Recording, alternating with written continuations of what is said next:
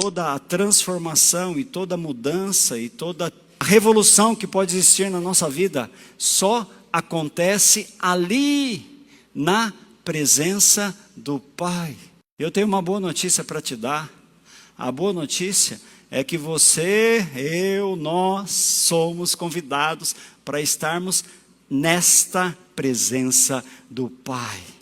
Mesmo que a gente tenha profunda consciência dos nossos lábios, dos nossos pés, das nossas mãos, dos nossos olhos, daquilo que é indigno, daquilo que faz parte de uma história de alguém que está distante, não está perto, é na presença do Senhor onde a gente confessa aquilo que a gente tem vergonha de falar para outra pessoa. E eu quero deixar essa chave na tua mão, chave que transforma, a chave que vira página, a chave que abre a porta.